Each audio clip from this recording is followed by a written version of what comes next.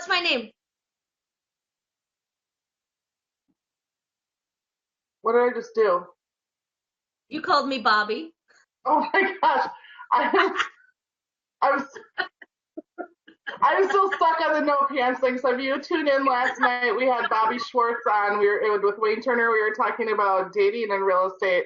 And Bobby, I hope you're watching right now because she had a big thing about not wearing pants. And so Beth took off her pants just Hi, Bobby. just for Bobby. Yep. Just for you, Bobby. I love you. Bobby and I are going to Cuba together next month. We should talk about that because I'm trying to go with a bunch of friends.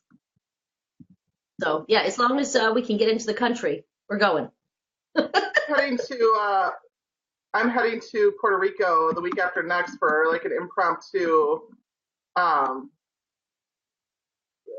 relief trip for a couple days. And so scary.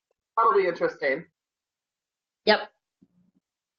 So, all right, Beth, tell us about you. Where are you from? What do you do? How long have you been in business? Sure.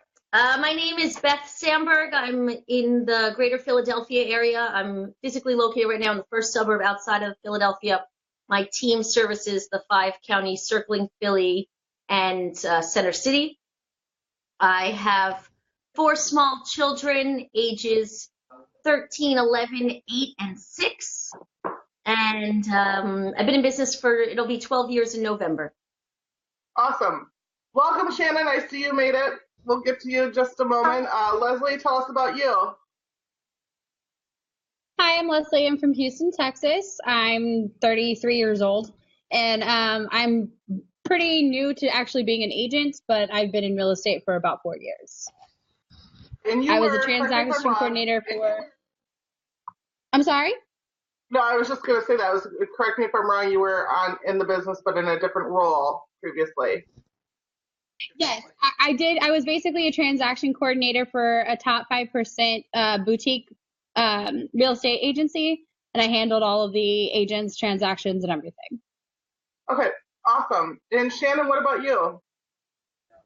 Hi, everyone. I'm Shannon Murree, and I'm actually located in Canada, and I'm just about an hour and a half north of Toronto, Ontario, actually. So I've been doing real estate for about 15. Did the about give me away? Yes, completely. I love that her tagline says Canadian Realtor. There you go. Way to go, Canada. It gets even better. Look, branding to the fullest. Look at this. I've even got my shirt on. Trading for about 15 years. I have 3 children. 2 have since flown the coop, if you will, and I have 1 14-year-old left. And recently a single mom for the last year and a half, and can't complain about that in the slightest at all. Yeah, I hear you there. Leslie, I think I forgot to ask how old your kiddos are. So I have a 3-year-old daughter named Harley, and I have a 10-year-old son named Dane. And They are crazy, but they're hilarious. They're hilarious. Awesome. So let's talk about some of the challenges with being a single parent in this industry. I mean, I got in this business when my kids were, oh my goodness, 2 and 6, I think they were. They're now 12 and 17. I've been a single mom for about a little over 3 years. And it's a very different thing than when you've got someone with you that's co-parenting. I mean, thankfully my ex-husband and I were great co-parents, but we're 50-50 with our kids, and so the structure is different now than what it was then. I'm curious to hear what your biggest challenges are in trying to keep everything together.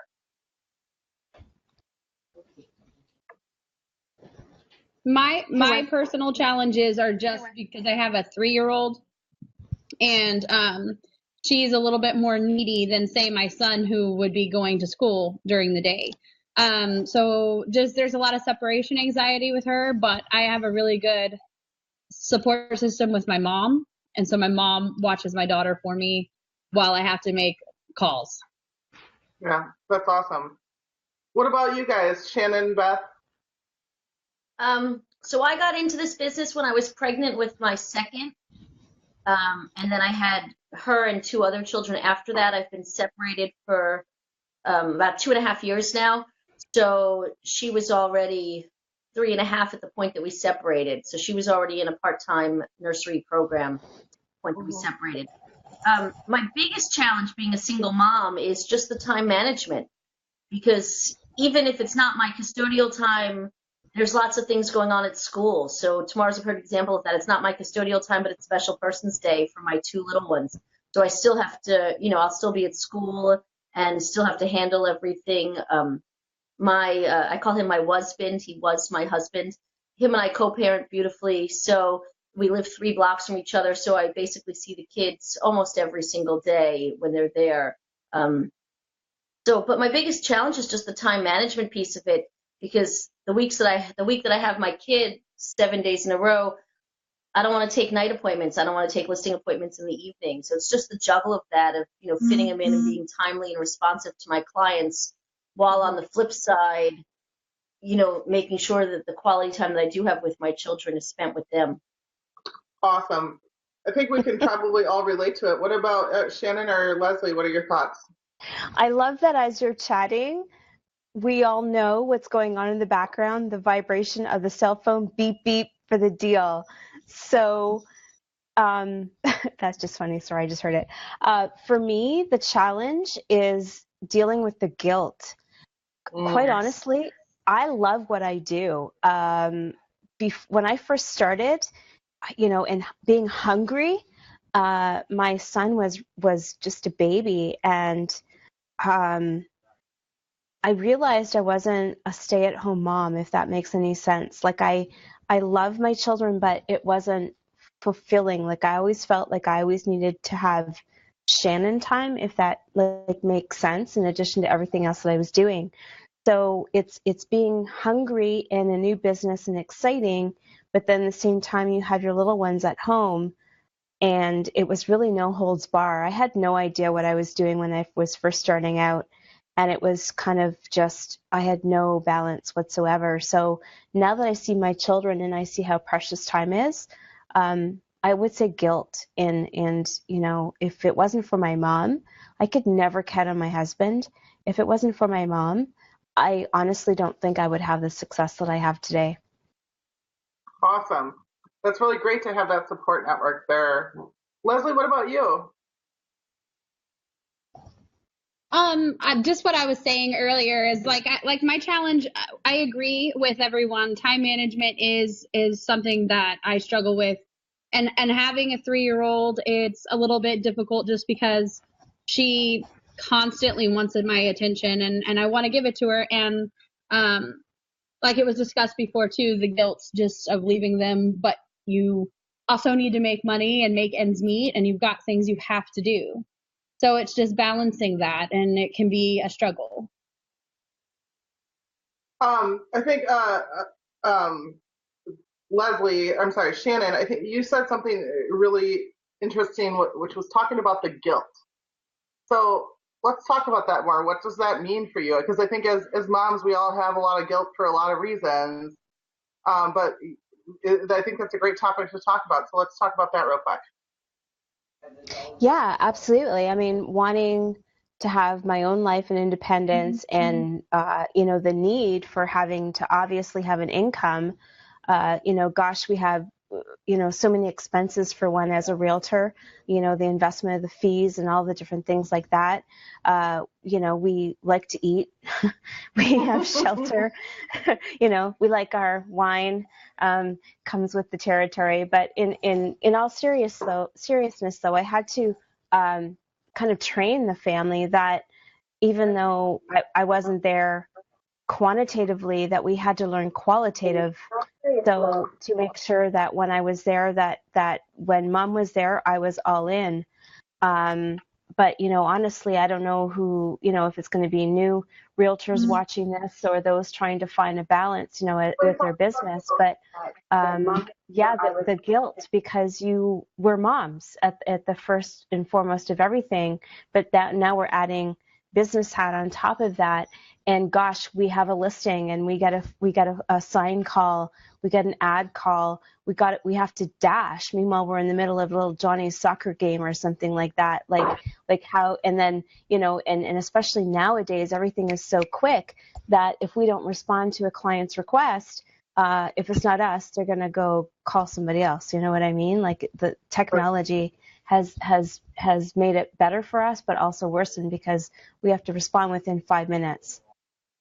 Yeah, I agree with you. I think that's a big challenge a lot of agents face, is being able, and kind of going back to what Beth said before about time management, but really protecting your schedule. Because I mean, Beth said something that I'm 100% on par with, is that the days that I have my kids, I don't want to be taking appointments on nights and weekends that they're here.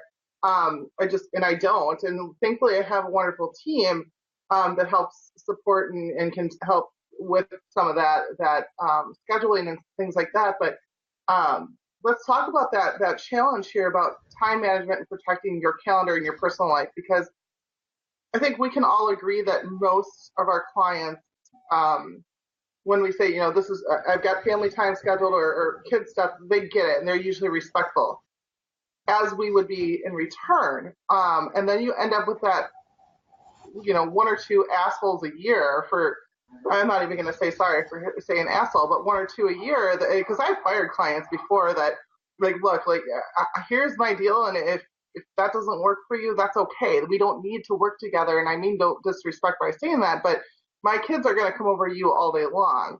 And it's, you know, happened a few times where I've had to let someone go and vice versa, and that's okay. That's just kind of the nature of things. But how do you guys go about protecting yourselves with that and your kids? Leslie, you want to chime in? Yes. I think that that's a good topic to bring in because as a new agent and also someone who is kind of like a people pleaser, which is something that I'm trying to break myself of, it's really a struggle to put up boundaries because people want to just assume that you're at their beck and call 24/7. And you're right. I think what Shannon said about you have like 5 minutes to get back to them, or they assume that you're not interested in their business or taking them seriously. And as a new agent who's trying to establish more of a client base, it's a huge conflict for me personally. In fact, I had this conversation with my boyfriend last weekend. We were at a birthday dinner, and I had a client that was texting me and wanting me to call them. And I'm like, I cannot leave this birthday dinner. It would be rude. I will call you as soon as I'm done. And it worked out well, and they were understanding, but there's always going to be that chance that they're not going to be understanding, and then you're going to lose business. And then it's going to be something that you take to heart. Mm-hmm. Beth, I'm curious about your standpoint on this, because I feel like you and I have very similar personalities in this regard. So I would love to hear your 2 cents here. I'm really blessed that I have a director of operations who has completely changed my world and my life and my business, both personally and professionally. So Casey, who's my director of operations, she's been with me for 3 years, and she's really she can take the brunt of my business and run with it if I need to. You know, Nicole, I go away for 30 days. You know, I go away for the entire month of August. I take my children to Disney. Where you are obsessed with a certain place and you take your kids all the time. I take my kids to Disney World for the entire month of August, and we do 30 days of Disney. And it's really protected time. And even though I'll be working down there when I'm, you know, and I block off hours of time for lead gen and for marketing my listings and like that, that's really my kids' time. That's their month, and that's what they get because they deal with a mother who runs around like crazy the other 11 months of the year. So what I have learned, though, is that you just have to set the expectation. If you call my voicemail very clearly states that from 4 p.m. on Fridays and basically through until Monday morning, don't expect a phone call back. I'll get to you if I can, but that's not necessarily what you're going to get.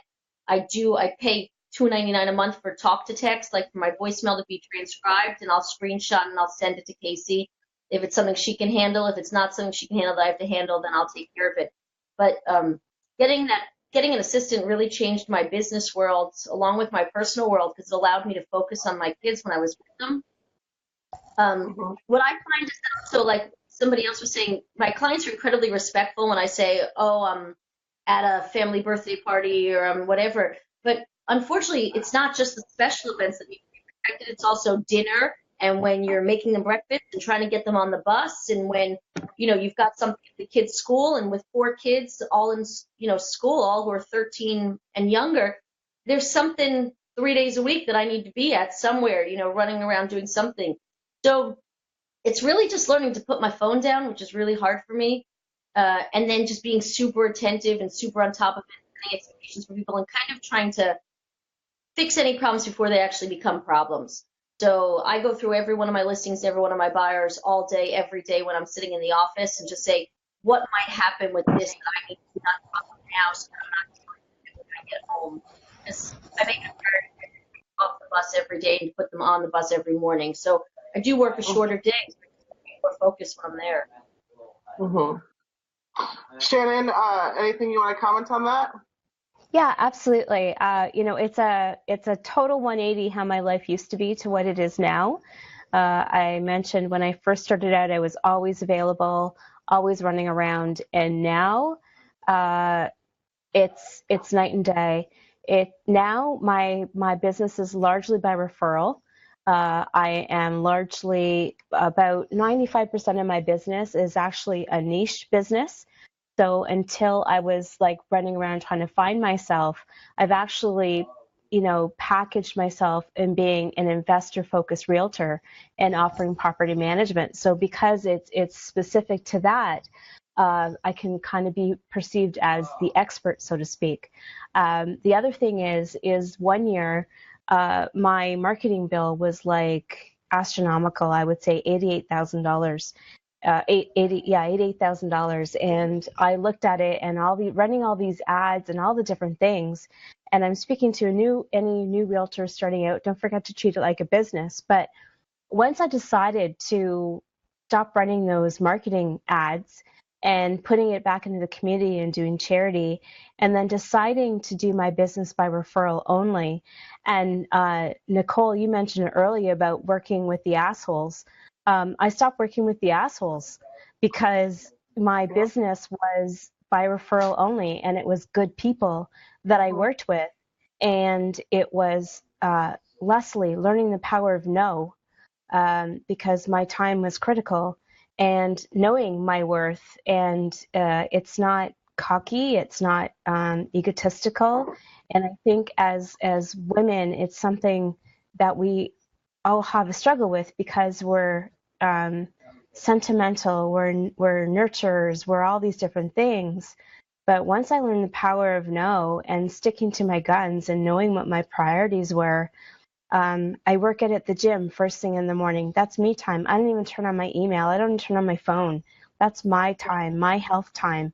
Prioritizing, like they say there's no such thing as balance, but I prioritize my day and how it's going to be.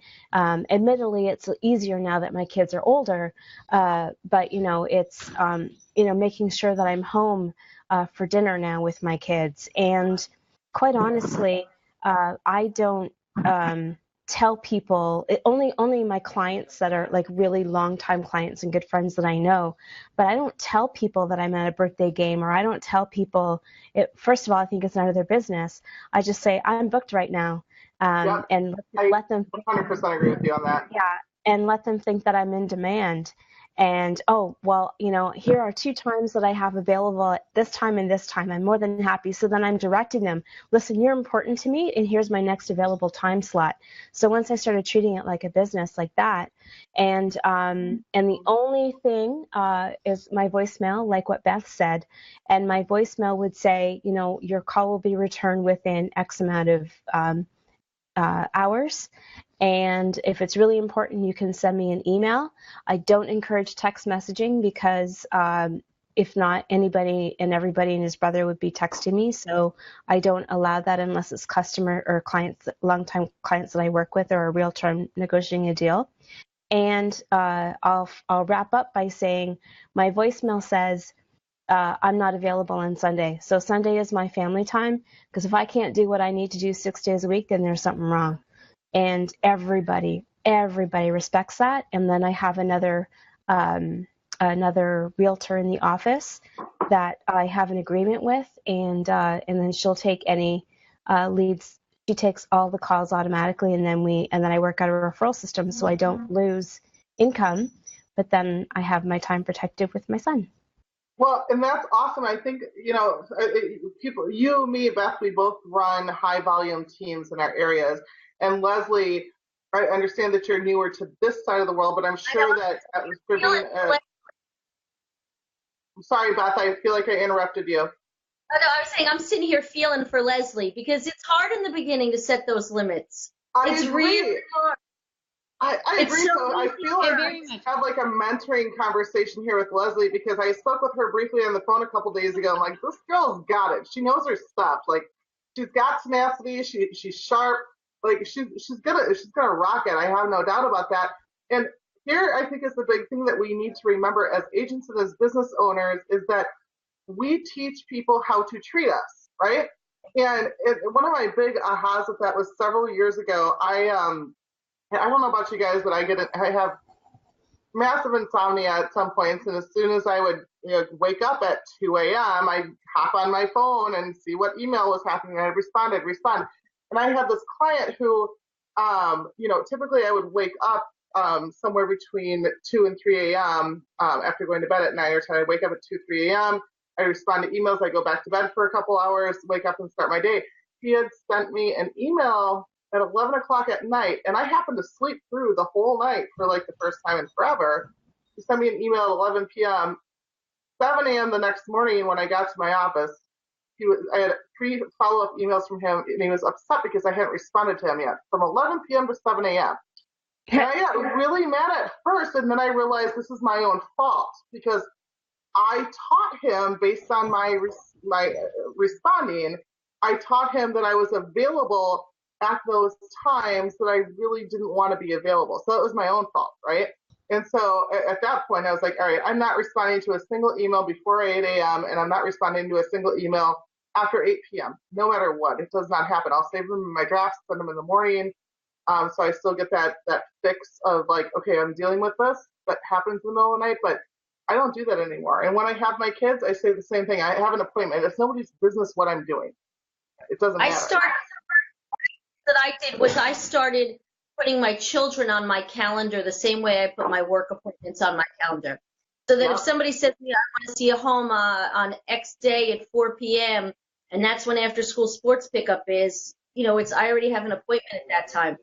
Once I started actually putting my children in their time, like I've got the bus on my calendar every day, and I've got bus drop off every day on my calendar, and then I have appointments on my calendar. And once I started protecting that time, I no longer was taking appointments during that time because I already had appointments during those times. Because if my 4 babies are not my most important clients, then what am I doing this for? So once I started doing that, I really... You can see this, but I have the same thing. I've got my kid time completely blocked off. That's important. Absolutely important. Oh my gosh. I use Google Calendar. Mine is color coded. I have health. I have green is income producing stuff. I have red, which is sucking up my time that's not income producing or something that I have to do. It's color coded. Same thing. I love the color coding because I do that too. Like I color code everything. I love Sharpies and markers. My team makes fun of me all the time because I'm always buying, like, there was an Amazon deal. I just had to buy all these Sharpies because they're better ink that I already have. But I color code everything. It's crazy. Oh my god. But no, I did the same thing. Like I'm the same way. Green because it's money, and money is green. Like that. That's just kind of funny that you said that. But it's true, and we need to. I think the biggest challenge, especially as a single parent in this business, where we're like, when somebody wants something, you want it right now, is learning how to say no, right? So. Let's talk about that. Let's talk about your biggest challenges with saying no on things. Well, I think for me, it's because I'm brand. Oh, sorry. Go ahead. No, you go, Leslie. All you.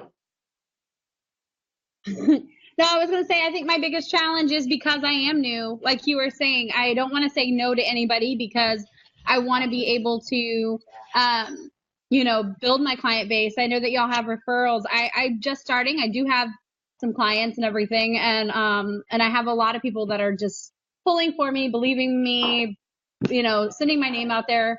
But you're right. It's something about valuing my time. And, but there is this fear is, if I turn them down, then I've turned down a commission that I could feed my kids with too. It's a balancing act that I'm still learning. Absolutely. Shannon? Sorry. It's okay. Cry. We're here. We're sisters. I think Beth had something to say. But that's why we need to support each other, because and that's part of the reason that I really wanted to do this, because I feel as single parents alone, I just don't get enough credit, but single parents who are business owners, who are entrepreneurs, like, I think a lot of people look at us, oh, you're in real estate, or you're in business, you get to do whatever you want.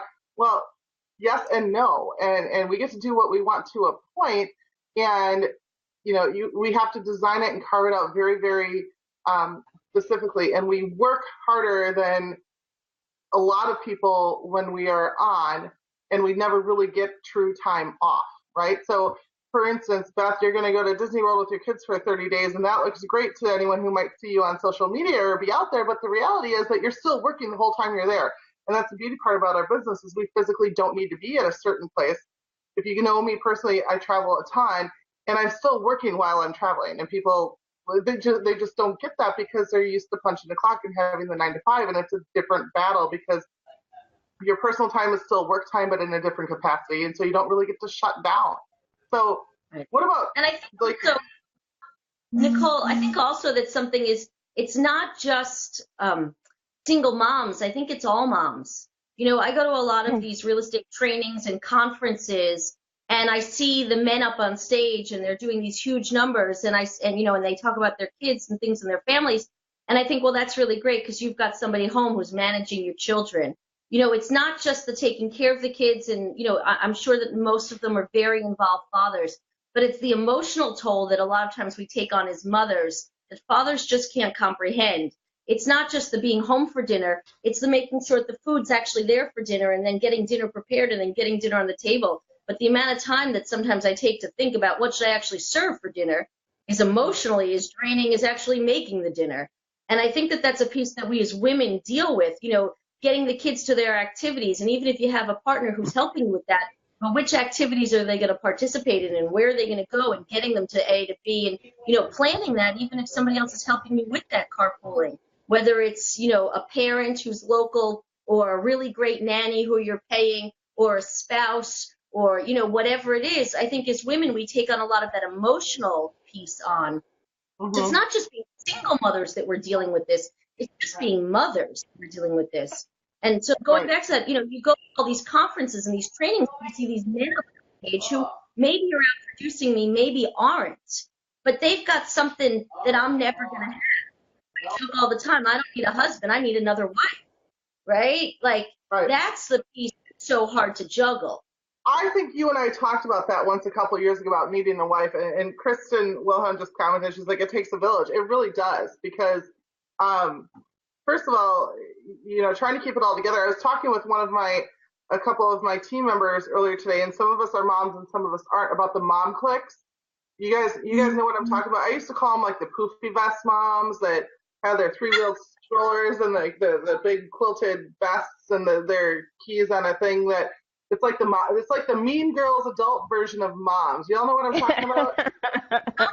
Yeah, it's by somebody else's outside. What did you say? Touch your insides by somebody else's outsides. They're struggling too. No, that's not what I'm saying. What I'm saying is like, maybe you're right. Maybe I am. And now that I think about it, but it's cliquey, and I felt like I'd rather be part of Bad Moms, to be honest with you. I love Bad Moms. I'm so excited for that next movie to come out. My God, I saw that movie like 4 times, and I cried laughing every time. Like, it's legit. It's totally legit. But they exist, and then I think, as business owners and moms in this workplace with little ones, like when we're go, we're looked at differently, and regardless of anything, like it's impactful. I think our kids see it to some extent, maybe not to the extent that we do. But I mean, if you guys have experienced that, I'd love to hear your thoughts on that, because my team members I was chatting with this about earlier today, actually, I don't even know how it came up. We're all like avidly nodding, going, "Oh my gosh, it can be really insane," and the rest of us, the other ones who didn't have kids, had no idea that this even existed. So let's chat about that. Have you experienced that at all? It's interesting because I think it's a little better now than how it used to be. I mean, gosh, like trying to find daycare for people like us because, being self-employed and the preschool program, the after care program, I had a team partner for a while, and her and I had to part ways actually just in January. And even though I was sad about it, it had to be because my business had evolved, and she has younger ones where I don't. And she said, "Well, I have to bring my kids with me." And I'm like, "Yeah, no, that's not how we run business. Sorry, that's a no-no." And she's like, "Well, so and so does it, and her clients even bring like gifts for the kids and blah blah blah." It's like, "Yeah, that's not the expectation. That's not the that's not how, that's not the tone that we've set with our clients. It's not possible, unfortunately. And if that's how you want to do it with your business, then, like, bless and release, I love you, like, go ahead. But just in our business, like in the professional atmosphere, we're working with a lot of investors, and they're not really, going to understand why little Jimmy is like picking up the crack pipe over in the corner from the multi-unit that we're showing. That might not be a good idea, so sorry, Beth is is that my dying. outside voice? Sorry, Beth. And if you just tuned in, Beth is not wearing pants. In tribute to Bobby Schwartz from yesterday. I don't know. My profile of myself is obviously very different from Shannon's. I was exaggerating, but but honestly, you touched on something earlier, Nicole, and I have to say, it's easier now being a single mom, and I actually don't feel any difference, because when I was with my husband doing my business, it was actually way more pressure, because then I had the extra pressure of having to be wife. And now I don't have that anymore. So yeah, right, girl, wifely duties. And I was exhausted. So it's true. So you want that RV, you want that camping trip, you want that cruise, you want to enjoy all the things that my business is bringing us, but at the same time, you're not supporting that I have to go and run out and do those things. You can't have both ways. You got to kind of like, Yeah. make up your mind. So you're like, show me the money, but it's like, oh no, don't go. I need my wife. Like, so make up your mind. So can I ask, what did your ex-husband do for work? He had his, it's funny. Cause he was a hypocrite. He ran an HVAC, business. And sorry, yeah, was that my outside voice? This is going on the internet, right? Doesn't matter. He ran an HVAC business, which was 24 hours service in the winter. So if he got a call at 3 o'clock in the morning, guess who'd be the one to pick up his phone and go, "Hi, thank you for calling blah, blah, blah, blah, blah heating. Honey, you have a call." And if he had to go, I would make him a coffee or whatever. I was so supportive of his business. So that's why I say it's quite funny. Like, I wasn't out doing deals 3 in the morning, but irony. Well, we'll leave it at that. Yeah, no, I get it. Totally get it.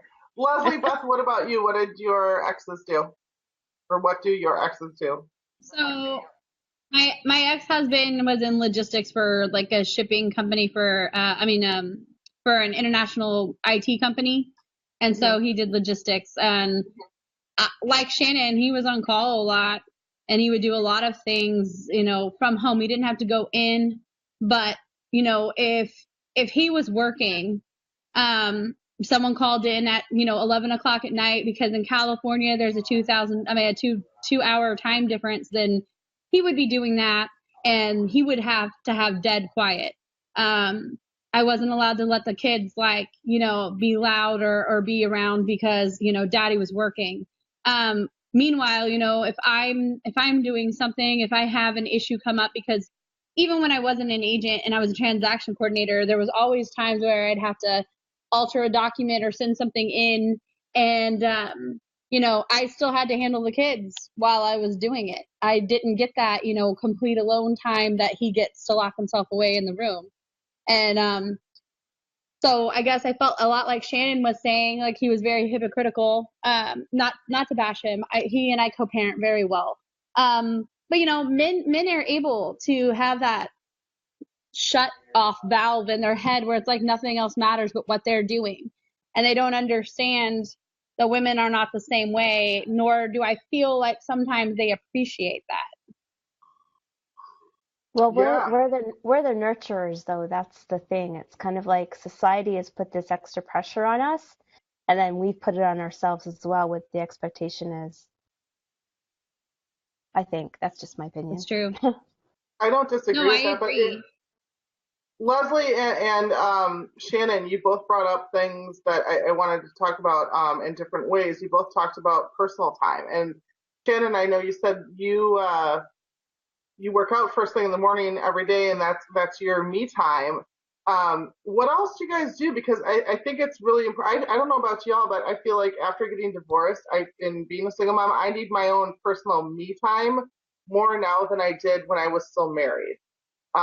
That's just me. I don't know if you guys feel the same or not, but what are you guys doing for that for yourself? Well, I have to work out in the morning because, first of all, that's my sanity, or I'm going to punch somebody.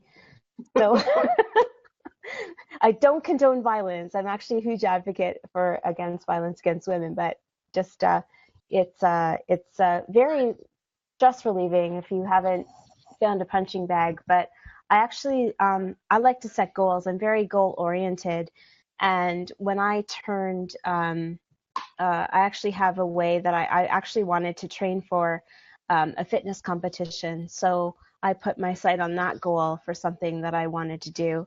Good for you. Thank you. Yeah, so I wanted to be like one of those fit for 40 women, So I'll actually be 50 in 3 years, believe it or not. And so I just wanted to set that goal. How do you set your time? It's making a lot of mistakes and not having done it in the past. I mean, we were all Leslie, right? So learning how I was exhausted, I wasn't eating right. I would grab McDonald's for a quick fix because I wasn't giving myself nutrition properly. So it's just learning those mistakes and the color coding of the calendar that we learned. So I actually put blue on the calendar, which is my time and which is health time, whether I meditate, whether I pray, and then my meal prep as well. So I'll make sure that I now pack my healthy meals and take them with me in the vehicle. And then it's really funny now that I tend to be home. What time was it when you made your call to say, oh, do you need somebody on the? Yeah, it was about 7:30 or 7:20. We had one more person that was supposed to be in that ended up having a little bit of emergency who couldn't join us. So I was like, I need one more. So I think it was like, I don't know, 8 o'clock here or whatever. I was already napping on the couch. Like my son, like I told you, Nicole, my son was like playing PS4 and the puppy was like all curled up by my legs and I was having a nap and I was like, sure, why not? So I tend to be home. Yeah, it's funny. That's me. That's my me time now. I'm glad you joined us. Beth, what about you? What are you doing for personal time? Oh, that's like when you start dating and people ask you what your hobbies are. I got a busy business and 4 small children. It's kind of crazy, right? I think hobbies are for people who don't have children. So, I tend to travel a lot. I travel once a month. I'm usually on an airplane at least once a month. If not for vacation, I travel a lot for work. So because I do I do train in different offices, and I'm training realtors across the country, or I'm traveling for something. So between my a desire to educate myself more and a real love of training realtors and teaching them how to have a business as opposed to just a job, I find that I travel. So my of my non-custodial time, usually for at least 2 or 3 days a month, and if it's a vacation, it might be a little bit longer. I'm traveling. That's really my me time, is when I'm kind of away and I can get back to a hotel room at night and just kind of pass out on my own. So I have a really nice circle of friends. I've got a beautiful sphere. So I'm not a drinker. So my me time is really either when I'm away and I got seltzer. I'm kind of sad because I ran out of my wine. The other half of the bottle from last night. Okay. So my me time, I mean, what I will say is I'm now dating somebody who runs a restaurant, and so I'm there a lot. So what I'll do on my non-custodial time is I'll go there as he's shutting down the restaurant and kind of hang out in the bar area there waiting for him. That's become my me time. I'm reading a book, I'm got my earbuds in, listening to my Spotify account. That's kind of what I'm doing, or I'm just hanging out with my friends. I thought about picking up a hobby, and then I thought, fuck this. I don't really want a hobby. So, it was hard to fit those things in. I don't want a pet, so I'm not walking the dog, much to my children's chagrin. I'm just kind of getting through life. Yeah. Very awesome. happily. Well, just FYI, Bobby just tuned in. I told her that you're not wearing pants. So, hi, Bobby. Hi, Bobby. But, I mean, oh my gosh, I thought you were joking. No, she said that when we first got on the call. She's like, I'm not wearing pants. And then she stood up. I'm like, Beth, you are so wearing pants. And then she got up and took them off. So wait. What did you say? After this, we're going for tacos. Oh, going. Oh, you had me at tacos, girl. High five to that. Yes. Well, okay, these are my pants. Not since we're sharing, these are my pants. I'm like all in. I totally had to I hope I don't fall in the chair. Look at this. I don't know if you can see them. Can you see them? Wow, you are branded to the core, girl. Seriously. These are Remax pants. I love it. I don't think I've ever seen Remax, Keller Williams, Century 21, EXP. I have never seen pants for realtors. I think Bobby just says pants are stupid. Oh my god, and tacos, Beth is my soulmate. Girls, I am all about the tacos. Like, if people post that shit on my page all the time. Bobby. My one girlfriend just said, inhale tacos, exhale negativity. I like that one. That's right. That's right. That's good. Yeah, it was good. I'm really kind of jealous of your Remax pants, not because I want Remax pants, but because I really want my company brand pants. They're so comfortable. So Amanda or Tiffany, who are on my team, if you guys are watching, we're talking about pants tomorrow, just so you know. But let's talk so about. So now you can say to your broker, eat, sleep, pray, whatever your broker, but really they're just comfortable. Yeah, right. Let's talk about kids and when it comes to dating, and the topic we had last night with Bobby Schwartz and Wayne Turner, which was so much fun, was about dating and real estate, and specifically when you're not 20 anymore, when you've been married, divorced, have a couple kids, and been around the block, and Shannon's like, eyes just got really big, like, yeah, and gritting her teeth, and I get that, but I don't know about y'all. I haven't dated a ton since I got divorced a few years ago. I've been in one relationship-ish that was about 8 months, and introduced the kids, and then broke up with them shortly thereafter. But did you break up with him? What? I remember that story. Did you break up with him like at Thanksgiving dinner?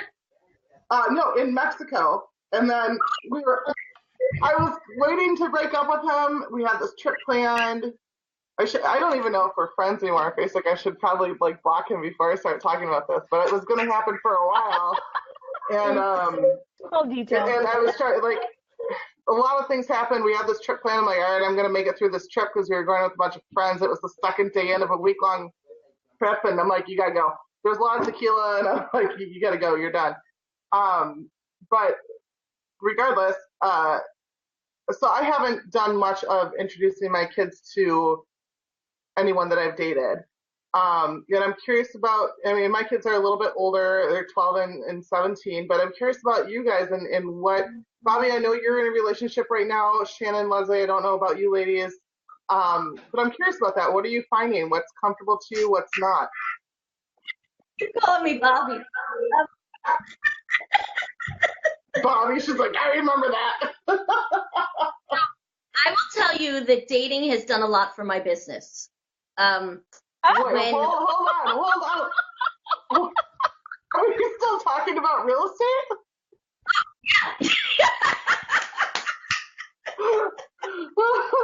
Sweet Lord. Okay. When the husbands moved out, I got on Tinder.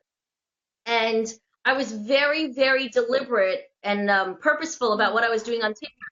And you would ask somebody what they do for a living, and eventually they would ask you back. And when I would say I'm in real estate, I would say like 4 out of 10 times they would say, oh, I actually just moved here from wherever, and I have a house to sell there. And I'd be like, oh, what's your number? I'll put you in touch with an agent there. And in about a period of about 3 months on Tinder, I made almost $100,000 worth of referral fees from men who I never met, who I never dated, who I found on Tinder.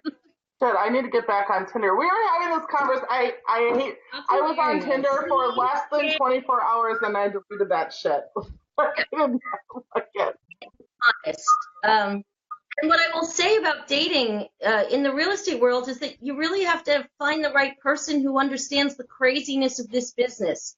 Because similar to what Leslie and Shannon were saying, you know, it's a really hard business, I think, especially when you have children together, for that constant support of what you do. There's that, my growth in this business, where my business really took off, was I was married for 16 years, and the man I was married to was unemployed for a period of 2 years. And during that 2 years where he wasn't receiving, there was no notice, there was no severance pay, it was just one day you have no job. So I had 4 kids. Well, I was 6 weeks postpartum with my third, and in that 2-year period, I got pregnant and gave birth to my fourth. So, I had to pay the bills. I had to pay my mortgage. I had to feed my children.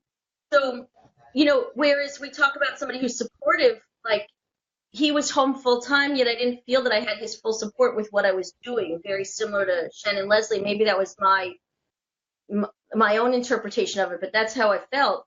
So it's really hard for somebody who's not in this business to understand the craziness and the addiction we have to our telephones and the responsiveness that we need, that when a lead comes in, studies show that if we don't respond within that first minute, your chances of converting that lead go from 92% to 64%.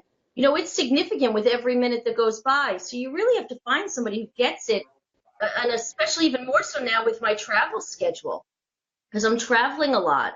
So I think that's a really difficult juggling act, because your business is so important to us. And I don't think anybody's in real estate who doesn't genuinely love what we do and love helping people. This is not a business that's easy to be in. You don't have a real love for it, and you don't have a real passion for it. This is not a side business, not if you're really doing well and making a living off of it. So I think you have to find somebody who matches up with you, and that's really tough, because for the most of us, we're entrepreneurs. And somebody who's working a 9-to-5 job, well, I don't necessarily, I don't want to come off as crass, but it's really hard for me to respect that. Like somebody who doesn't want to grow something themselves and build something, because that's so important to me. And it's hard for me to relate to somebody who's happy to clock in and clock out. Well, I think, to be clear, I think we need both. We need the 9-to-5ers and we need the entrepreneurs. The world doesn't work with all of them, right? Without all of them. So we need them all to make the world work and make things happen. It's just a very different mindset about life and business and what's going to happen and personal. I don't even want to say drive, because that's not the right word, because I believe that there are 9-to-5ers who punch a clock, who have an extraordinary amount of drive and can do really, really great things within their field. And at the end of the day, when you're in sales specifically, and trying to build a business, it is a completely different realm. It absolutely is. 2 things. Bobby commented, yep, anyone whose profile says that they just moved is an automatic right swipe. So there's that. But Leslie, I want to hear from you a little bit more here because I feel like you're the newest single person and the newest agent that we have on this panel. So what, and you've got the youngest kids as well. So let's talk with you a moment. What have you found so far? Have you re-entered the dating world yet or not? What's your experience been? So you're right. I probably am the most recent divorced, but I'm in a relationship right now, and there really wasn't a lot of dating, but I've never been like really much of a serial dater. I've always just kind of found a person and then I was with them for a while. But actually, I kind of reconnected with a guy that I was dating when I was 19. And so we already knew each other, and then ended up being like kind of a perfect fit for me. And the kids love him. And so, to be honest, I don't really have a lot of complaints in that department. I didn't have to really get back out there. I didn't really have to do the dating scene. Not that I was ever big on it anyways. I hate dating. I hate it. Even when I don't have those factors as an issue, I've always hated dating. I don't, all those awkward first dates, all those awkward things that everybody talks about, that's just not something that I have ever liked. So I've tried to shy away from that. But I am in a relationship, and he's great for me. It's something that the kids are on board with. And I did what you said about talking about waiting for have them meet them, until an appropriate time. And my me time is also whenever in my non-custodial time, I spend a lot of time, just out with my boyfriend, because it's a lot more mellow and quiet where he is. And I just kind of reconnect with myself, and I have a lot of quiet time that way. But yeah, I don't really have a lot of challenges as far as the dating thing is concerned, because I've never really been a big dater. Okay, fair enough. Shannon, what about you? I detest dating at this age.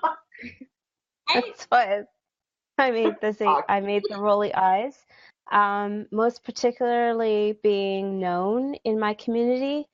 So when I did try Plenty of Fish and I had my photo up, it was just people who knew me knew that I'd been in a long relationship, and and then they see my photo. So I was attracting the wrong kind of people. And I honestly feel that the person I'm supposed to meet, whoever that is not going to be online. And it's just a feeling. I don't know when, I don't know how. I would love if it was to be somebody maybe I had a crush on, like, what Leslie said, like somebody I knew way back when. That would be really cool. But I mean, I don't know. Like, for me, my divorce is still fresh, and my son really needs stability, and so I'm that rock,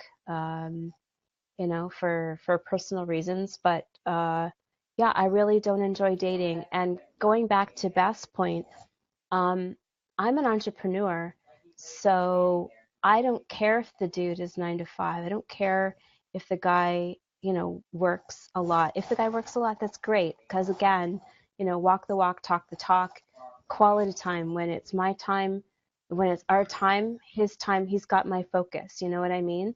I just need a very good, strong, confident, but not egotistical, but a strong, confident man who respects a woman, who has an opinion, a strong opinion at times, and very ambitious, and who'll love her, support her, put her on a pedestal, and will get the same in return. That's really all I want. Oh, and they have to be financially independent, responsible, because I'm not carrying somebody again. Yeah, get that. So hold on, let's talk about this word ambitious for a moment. And this has really kind of been weighing on my mind for a little while. And I want to talk about this for just a minute, and then we'll wrap it up. So if anyone who is watching right now has any questions you want to ask, please comment, and we will certainly try to get to them. But that word ambitious. So I don't know if you all watch Good Morning America, but about a month or so ago, Reese Witherspoon, I think it was, had a new movie that came out, and it was about a single parent. I have not seen the movie. I have no idea, but they had a very interesting interview where they talked about the word ambitious in conjunction with how it's viewed with women. It, meaning that when you describe a woman as ambitious, a lot of society has a negative connotation with that. However, when you say the same word in conjunction with a man, it's all good. And why is that? And I feel like us as female business owners, especially in this industry, we intimidate a lot of people at the end of the day because we can't be the ones that are just going to be pushovers. We have to be commanding. We have to be demanding. We have stuff to do. We have an agenda. We're smart. We're intelligent. We're driven, which is why we are all in this conversation right now. And I'm curious. I know that I've been on dates with men that I know that I intimidate the hell of. I'm sure you guys have as well. How do you deal with that? Because that's something that it took me a little while to realize that I just had to get over finding I just get over that most men can't handle it, and that's okay. I was about to say something, a word that I should not say on Facebook Live, so trying to filter myself here, but I'm curious about your perspective. Very easy. Oh dear, look at the time. I have to get home to my son. Thank you so much. Bye. Yeah. No, did you find that? Like, was that, I felt like for me, it was a little bit of a shock for a minute. That as much as people think that they want that, they don't, when push comes to shove, they have an issue with it. That's about them. That's not about me. You're right. You're right. It absolutely is. And I feel like that takes our pool and like shrinks it extraordinarily. So, sorry, I don't mean to monopolize, but I'm very protective of my tribe. I don't know how about you ladies. Mm-hmm. So that like I think that's where Beth was saying, like so that just shortens. Then you're not my people. And this is where the challenge of being ambitious and being not being opinionated, but learning to speak up. So yes, we still have the perception of being a bitch, whatever it is, and I'm not going to apologize for that. I'm not being a bitch. I love people. I love you. I want to help. I'm very protective of my time, and you're not my people. So thank you very much for the lovely wine and the chat, and like I meet them there, especially on the first date. But I don't know, just be protective of your time. I'm sorry, I don't mean to take up the whole thing. But no, you're not. That's good. That's exactly what I was looking for, but I wanted it to come from someone else. I wanted to ask the question. I didn't want to say that, but that's hugely important. Beth, what were you going to say? I find that if I'm out with somebody and they can't handle me, that's not my person. I come with a whole pile of bullshit. So if you don't love my crazy, well then I'm not for you. So if somebody's intimidated me, well that's just about their self-esteem. That's not about mine. I'm confident in who I am. I know who I am. I'm really happy with who I am. I feel like I have growth every single day, and I'm happy in the direction I'm going to. And the truth is, like, tomorrow's my birthday, and this has been the best year of my life, and I expect next year to be even better. So, and if you're not enhancing my life, you don't get to be part of my life. And that's for every piece of my life. That's for my friends. That's for my clients. That's for somebody I date. That's, that's just my world. I have limited time to do what I want to do. And if you can't keep up and you can't keep pushing me forward, well, you know what? There's somebody else who's better for you than me.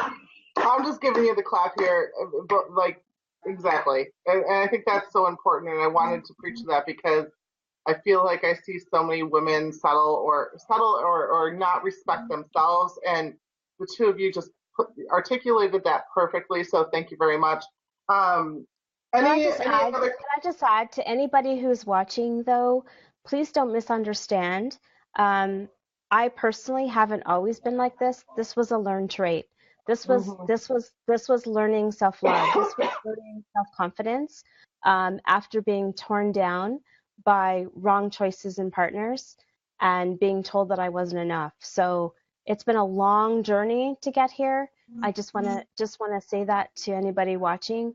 And that is the hardest lesson of all. You see it with body shaming, you see it with, in media, you see it all the time. So this confidence is just learning self-love first, which is what I had to learn in the last year and a half for sure. when everything crumbled and I had to relearn new skills. Absolutely.